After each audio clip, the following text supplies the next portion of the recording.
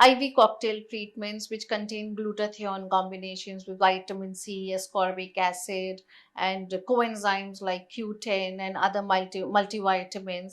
Now we have probiotic treatments also, for the face, which are supplements mainly, in powder forms or tablet forms, which are given to the skin. And as per the studies or, the claims also, which they say gets absorbed to the skin and, helps in collagen production. All in all, there should be a combination of, collagen, which is in absorbable form. Marine collagen is one of the best collagen, suitable for Indian or humans, right? Which absorbs and really helps in stimulating and giving you a rejuvenated look. When it comes to patients like, who are much mature, we start with fillers, we start with energy based devices like microneedling, radio frequencies, which really helps in rejuvenation and, providing energy and collagen stimulation. I don't say any time like production, because, production, extra production is not possible, but yes, stimulation is possible. The basic starts with chemical peeling treatments, which can be different kinds of chemical peeling treatments depending on the skin type. Now what suits one cannot, suit the other. So it all depends. You must definitely visit the dermatologist, your skin expert, for the right advice to see what suits your skin, whether, you're a young person, or you are, someone who's getting, premature skin aging or matured skin. So it all depends from person to person what treatment we are giving. It can be broadband light treatments, also called as BBL, or, other energy based devices as well. So depending on the skin condition, we give them, whether it's fillers or it's mesobotox or it's with energy based devices. But everything in the end does combine with a lot of nutrition, which, provide to the skin. So it's all skin nutrition, which I emphasize on in long term basis. Actually, it's a lot of information, and I learned a lot in this particular conversation. Actually, even people say that if your stomach is upset, your face looks dull. Correct. Okay, so the probiotic plays a major role in that, Correct. and a lot of other information what you gave. I don't because I have stopped practicing this cosmetic medicine for a long time because my surgical volume is good, so I stopped doing cosmetic medicine for a long time. So it's actually update, lot of update you give it to me, and few queries I have in my mind. Usually, I have this doubt whenever even I refer a patient for the energy-based devices. So usually, in surgeries or whenever we're giving volumize the face, say example, you want to do the ligamentous areas, you give the volume by giving a Botox or the fillers, Filler. or I do the fat for Right. volumizing the face so that the ligament become taut, Correct. then the whole face lifts up. Correct. Correct. So when we are doing energy based devices, you put the filler. When you put the energy based device, one thing is filler will disappear Not disappear, but yes, it will melt down faster. faster. Correct. Yes. So other thing what I personally feel, when you use the energy based devices for the whole face without knowing the ligamentous area, Correct. these persons will lose the fat in that region, Right. because most of the energy based devices destroy the fat cells also. Right. So when they use the energy based devices without much knowledge, they end up initially they looks better, but the maybe Outcome. yeah, Yeah. the months or years, what happens is they sag faster Correct. than the counterpart. Right. So how to prevent this aspect, and how to use the energy based devices in a proper way, when to use it? Filler first, as you said, when they, because we need to give the volumize the face, because that's a major problem happens when you age. Right. Okay, so when you give the volume and when you use the energy devices, which to use first, but how to like merge both and give a good results.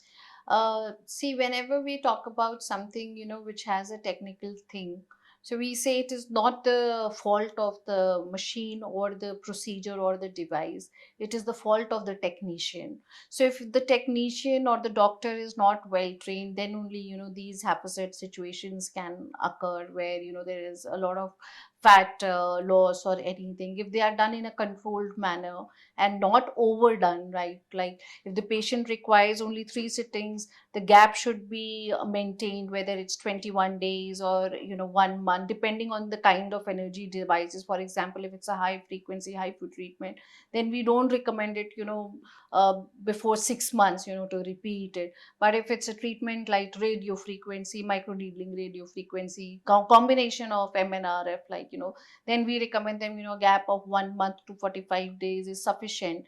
Otherwise, then there are plasma therapies also, which again helps in collagen stimulation, which involves the role of plasma in combining the oxygen and nitrogen, and stimulating the collagen into the skin.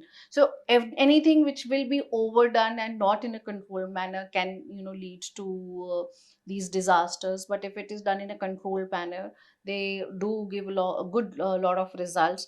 And when we talk about volumizing the face, first what I recommend them is tightening the face or tautening the face with controlled energy devices treatment, whether it's IPL, it's BBL, or it is LED lights, or it is radio frequency or high frequencies. So it should be done first, and then volumizing must Correct. happen, so that the results of your dermal fillers or any kind of filler which you have, or hyaluronic based solutions which you have injected into the skin, should stay longer and in a better way.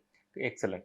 See, actually, what initial days when the radio frequency machine was introduced in our center way back, maybe 7, 8 years back, the technician trained all our sisters, and even I thought I learned the technique. Then only I can teach them better. Mm. So we all learn. The technician will keep ask the sisters and us to do the whole face and neck completely. Then what we realized is the initial few days, few patients, not few patients, maybe 10, 15 patients, what we found is a lot of volume loss.